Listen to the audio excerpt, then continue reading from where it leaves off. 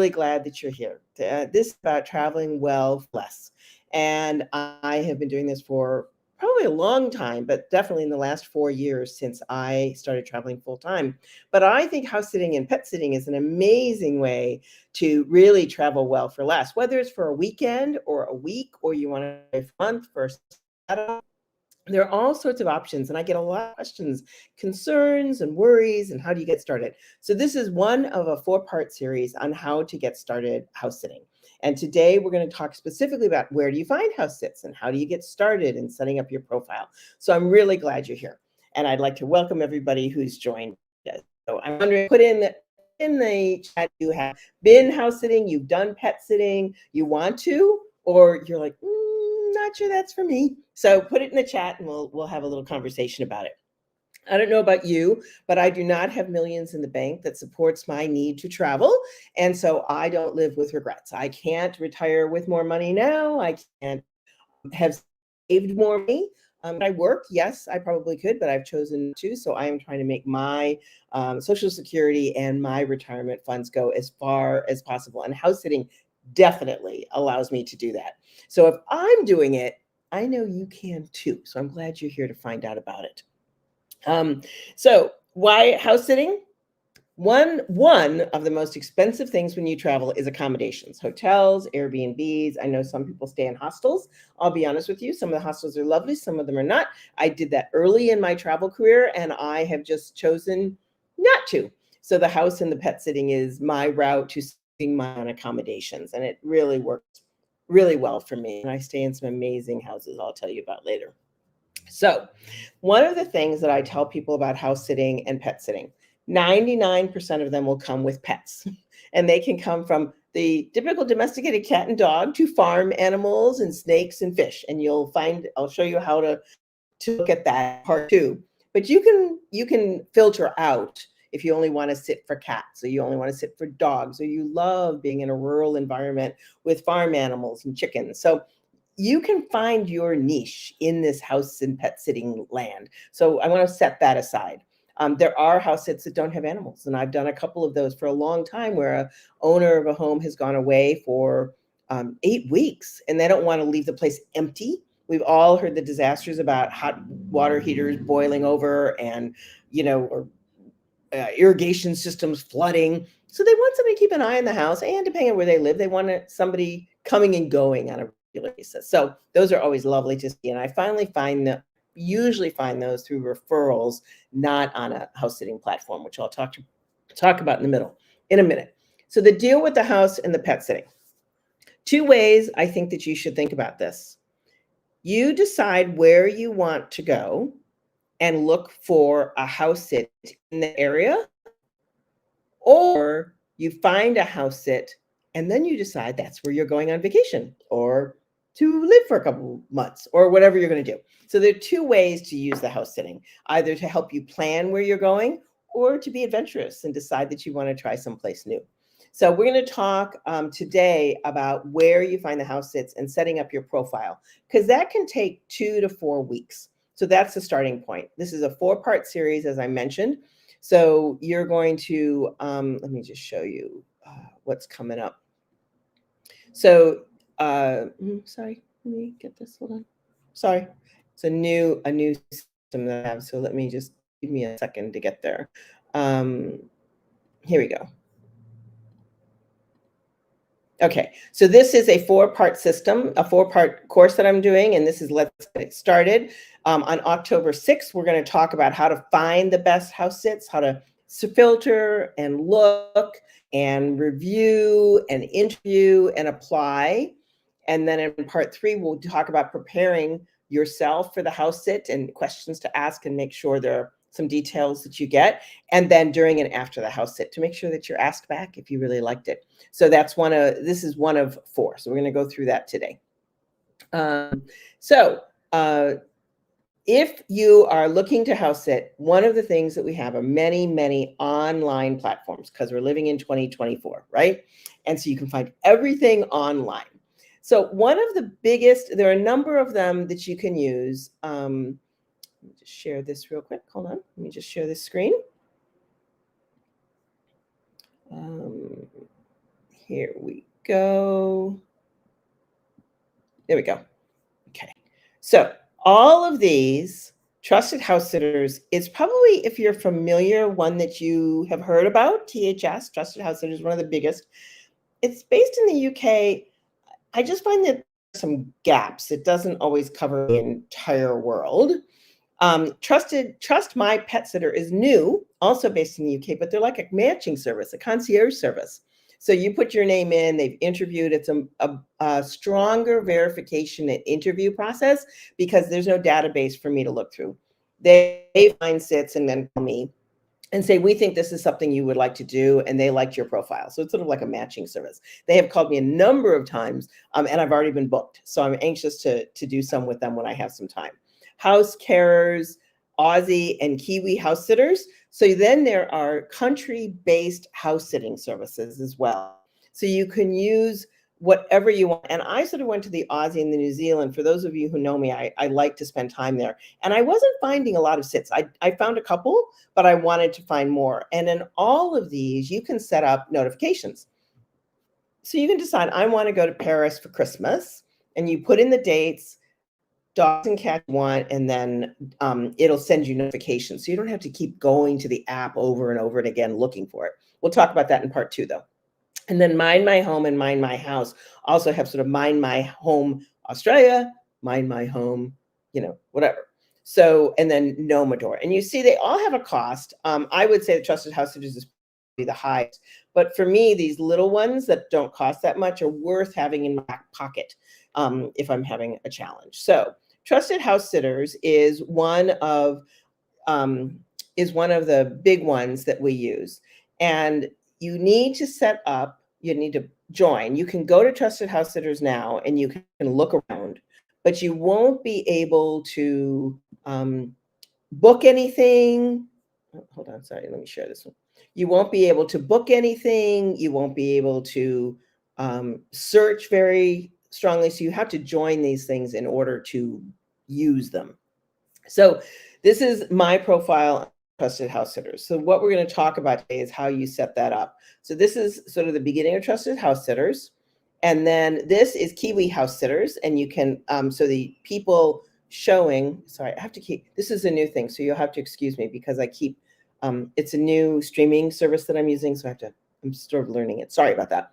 So Kiwi House Sitters only in New Zealand, which is really helpful. I mean, if you want to spend a month or two in New Zealand, and like I'm here in San Diego and I've been here since June, and I booked myself from June all the way till November.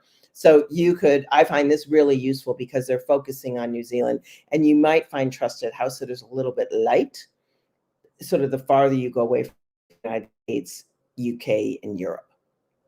So that's another one that you can look at. And then there's Australia Mind My Home, which is another one. And again, you're basically buying to get in, and then you have the searchability and the ability to set up your profile.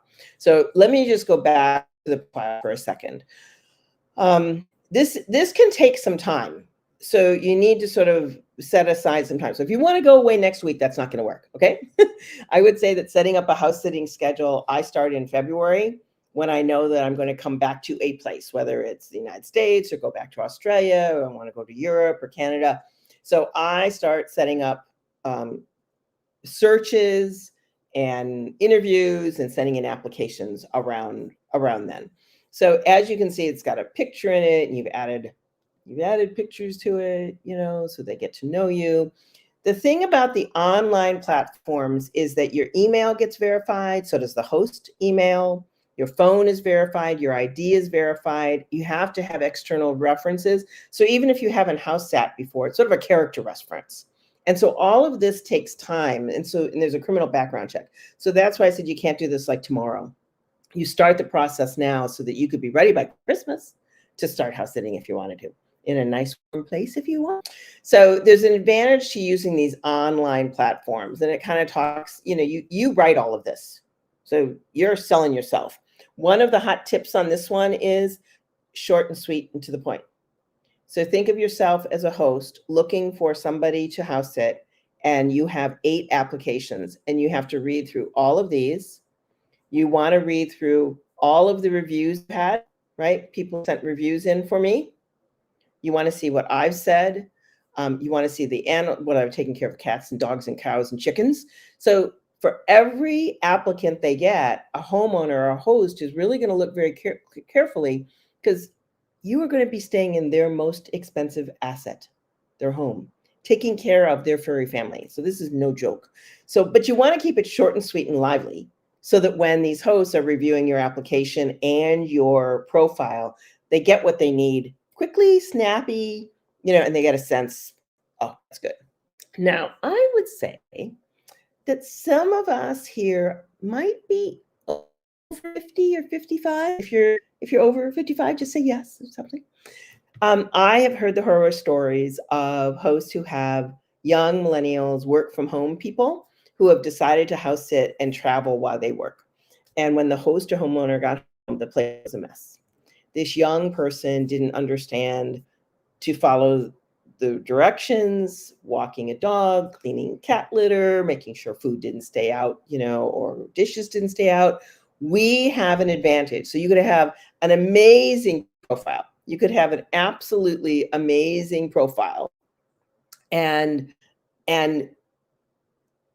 your age will put you at the top of the list, because they're like, oh, somebody who has some responsibility, who may have had a home at some point in time or a condo they're taking care of. Maybe they've even had pets.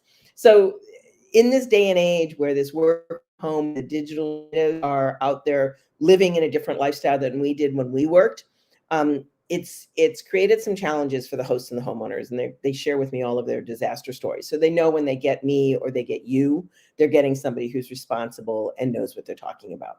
So your profile is important, but your age here and your experience is highly valued. So it's a little easier than you may think it is. So and this is why a lot of people are using the online platforms where they verify everything, so that there's some sense of security.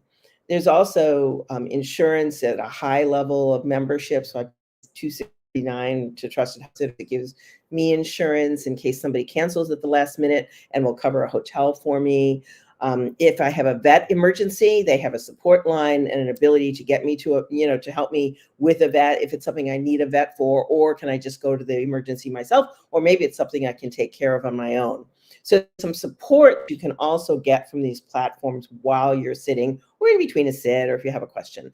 So the advantage to these is for me kind of high on the list, and I recommend you go this way, because the other half of it is actually doing it through Facebook. And if you looked at Facebook, let me see if I don't know if I can pull these up while I'm live. We'll see. Let me just see. Okay, so I'm just gonna pull this up and share it. Hold on a second, share that screen. There. Okay, so this is house sitting in Europe. You will find these host a sitter, house sitting Europe. Just type in house sitting or pet sitting into Facebook, and you will find a multitude of groups. That is good and bad. If you start lurking and watching, you will find that there is good, bad, and ugly. So you're living in Washington, D.C., and you got invited to a sit from a woman in Paris to watch her cat, and she lives in a beautiful area of Paris.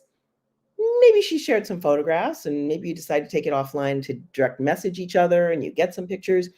And a week before the sit, she cancels the whole thing, and you have already bought your tickets. Maybe you left another house sit. You have no backup.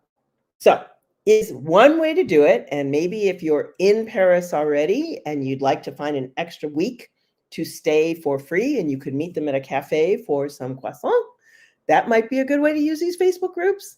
But I would not use them to plan on going overseas, or maybe even in the United States. There's nothing but their profile to tell you whether they're legit, whether the photographs are legit, whether their stories about their animals are legit. So you could find yourself in a pretty wacky situation. So I highly recommend you go with the online platforms. Facebook groups are free.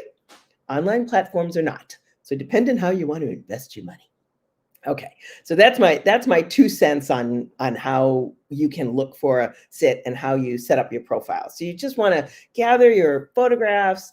if you've taken care of any pets prior to becoming a house sitter, if you had your own pets, um, travel that you've done, and even your life experience, that shows that you have responsibility. I'm and next time in October 6th, we'll talk about what you put in your application and how you set up an interview process and keep track of all of them. I only do sits for a minimum of 3 or 4 weeks, and I only do the short ones in between those long ones if I want, or it's a holiday weekend or something, and I don't want to spend high rates on a hotel. So the majority of mine are 3 or 4 weeks. So it only says I have 22 sits in my, you know, experience, but they're long sits. And I've been doing it for a long time on other platforms before I got to Trusted House Sitters. So just FYI. So that's just something to think about. The other thing that I wanted to tell you about, like I said, it'll take 4 weeks to probably get your whole profile set up, join, get references set up, and let them verify you, and then you're ready to go. So I think, those are some tips that I have in terms of getting started. There is the interview process we'll talk about next time, and questions you can ask and red flags. And then later on in the series, we'll talk about what happens during the SID and what if something goes wrong. So I'm just going to take a look at the chat here and see if there's any questions. It's really great to see you all here. Thank you so much for joining. Northern California. So I'm nervous about a pet getting sick under my watch. So I would love to hear your experience about that. So yeah, Beth, I'm pretty lucky. I have a lot of dog experience. We rescued Shar-Pei for about 20 years. And if there's a dog that has a problem, it's a Shar-Pei, which is why they're in rescue. They're lovely dogs, but they just have all sorts of issues. So illness doesn't really bother me. And there's a difference between, sort of white bile and catastrophic vomiting. When you sit on Trusted House Sitters and on other platforms, the host is required to put together a welcome guide. And it tells their contact information, Wi-Fi, where the water and the electric cutoff is. And they'll walk you through this when you get there, and who the vet is and who their follow-up is. I had one, Beth, a lab, 14, 15 years old. And, during the interview, they asked if, his end of life happened while I was sitting for them, would I be okay? And, I said yes. And I'm kind of a humanitarian in that. I don't believe that animals should suffer, because that's what we're here for, because they can't make that decision, or they're giving us vibes, right? And we know. And so they had a whole plan. So if it happened while I was there, which it did not, I was to call their daughter, who did not live far away. The vet would come to the house. They had a whole plan in place. And when you get into aging animals, you need to ask that question. Actually, here in California, I showed up just to meet her and go through the house because our transition time was short. She had a dog and a cat. And the first thing she says when we walk in, she said, "I'll be putting Fredo down before you get here," like the next day. And I said, "Are you okay?" She said, yes. She rescues senior dogs out of shelters. So she knows there's lifespan there, right? And she was fine. And I'll start stalking the ASPCA and find another one when I get back from my travels. So I think, Teresa, people really know kind of how their animals are and what to do. And, if they get scratched or something, bacitracin is your friend. People are very, very, very clear about their animal behaviors walking. Like, you have to cross the street if they're an aggressive dog, or, they aren't friendly with dogs. You aren't going to the dog park, and we're not taking them off leash. So people are pretty clear about that. I hope that answers your question, Beth. I really haven't had that issue, and it's worked out really well, but I am on high alert, for vomiting and diarrhea, and cats are in the house, so you want to make sure everything's clean. Their litter box is clean, they have fresh water and things. So I wouldn't worry about it too much. And I've been doing this for a long time.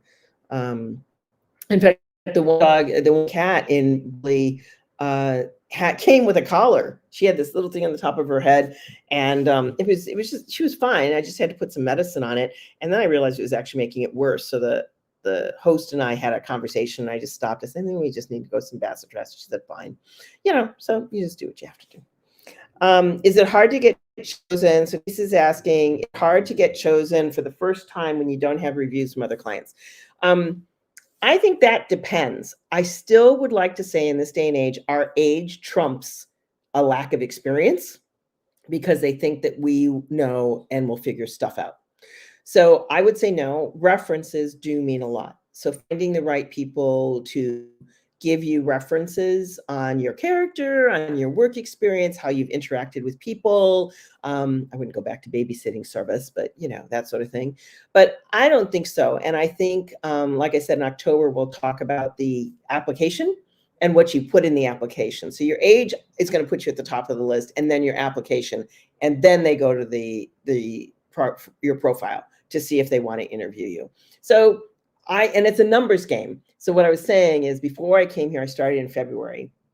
I don't even know. I think it's 15 sits I have between June and December in Southern California, Palm Springs, and Las Vegas. And 3 of them have asked me to come back from last year. And the one in Palm Springs in June has asked me to come back, and I'll be going back there in October. So that happens too. This, you know, that sales thing, it takes 10 calls to make 1 sale. Okay. I apply to multiple dates at the same time. So June 1st to June 30th, I will find 5 hits that are really interesting to me, and I apply to all of them. Sometimes I reject them. Sometimes they reject me. Sometimes I have multiple offers. So this is not a one and done.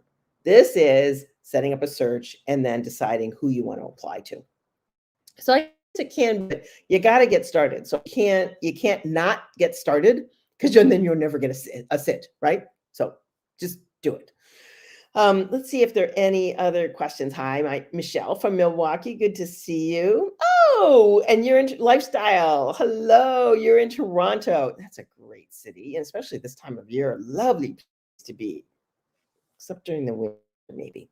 So lifestyle, I'm sorry, it shows me lifestyle digs. So if you have anything that you want to share, just put it in the chat. Any good tips that you know or that you've learned from. Let's see, who else? No other questions. Anything else that anybody wants to know? As I said, we'll be doing this for 4 weeks. And let me put into the chat. So this, let me copy this here for you. Hold on a second and show this to you. Screen. Let me share this here.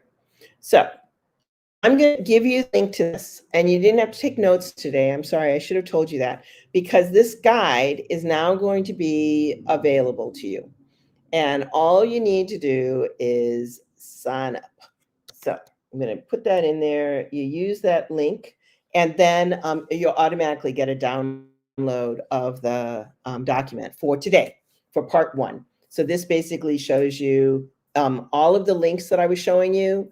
It will talk you through how to put your profile together. It'll talk about how you're deciding which platform to use. So this is the part 1 guide, and then we'll do part 2 on October 6th. So keep your calendars there. It'll be on Facebook, YouTube, LinkedIn, and Instagram Live. And then of course it'll go to recording later. But I'd love for you guys to download the guide. This is my first time, you guys, doing this course and sharing my knowledge in this way. I cannot tell you how many conversations I've had very casually with people about house sitting and that sort of thing. And now I've decided to kind of put this all together so I can share it with more people at one time, instead of just 4 people around a dinner table. So I would love your feedback on the information you got today. Put it in the chat now if you want, or you can send me a private message. And on the guide, what you think about the guide. Things missing. I'm hoping there are no typos. I can't tell you how many times I've gone through that. And or do you have any questions once you have the guide? My email is there. Feel free to email me. And then you can also sign up for October 6th, which is the next one. Sundays, people told me Sundays is when they wanted to do it. So I did it on Sundays. But I want to thank you for your time. If you guys don't have any other questions, I know there is a lot of football going on. So I don't want to keep you any longer than possible, but I really want to thank you for coming along and sharing and learning and finding out about this wonderful way to travel well for less. If you're not paying for those hotel rooms, imagine how long you could stay somewhere or how far you could go. Let me see, Beth. Beth said, do you recommend that people get started in their local area? That's a really good question. Yes, Beth. In fact, that's how I got started. When I came back from Australia, I stayed with friends in Las Vegas, had a little casita, and we're dear friends, and it was fine. And I got in my head because I didn't have a job yet. I was coming back from a job in Australia and I didn't have a job back in the United States. And I thought, you know what? Let me see if I can find some jobs in Las Vegas. And that way I'm less underfoot with my friends. And they were like, oh, you don't have to do that. Don't worry about it. I said, yeah, let me just figure this out. Oh my gosh. I landed a beautiful home, 2 cats. Vegas is like a 20-minute diameter of everything in the lakes. It was beautiful. Well, she ended up traveling a lot. So I was going back and forth between my friend's house and hers, and she'd go away with her partner for like 2 weeks at a time. And it just became like this, she knew she could trust me, and it went really, really well. So yes, absolutely. Or, maybe you do a 50-mile radius around your current home. It depends on where you live and how far out you have to go, and try for a weekend.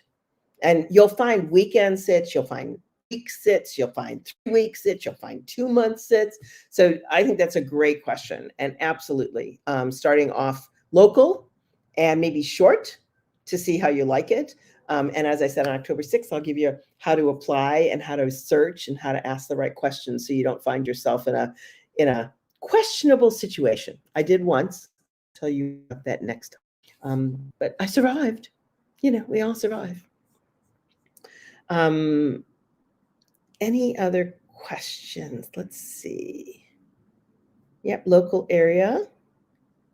Let's see. Michelle, what are your thoughts on beginning a sit, staying overnight before? Okay, so this is totally up to the host. So if they're leaving at 3:00 in the morning, they want you there the night before. And that is a question. So some hosts, some are new, some are not, but I always verify the dates because they may say October 25th to November 10th. I said, are those the days you're leaving or the days you're returning? And what time would that be? So, Michelle, you can ask or they can offer. And the really experienced hosts, depending on when they're leaving, will know to include the night before, and they'll have a guest room. The ones that only have like 1-bedroom apartments or condos, not so much, but they will have arranged their time to leave at like 4 or 5 or 6 in the afternoon. So you can go over at 10 or 11, 12 or 2:00. So those are questions, Michelle, you have with folks. If they don't want you there the night before, but you want to get there, then yeah, it's on you on the hotel room thing. Or you can ask.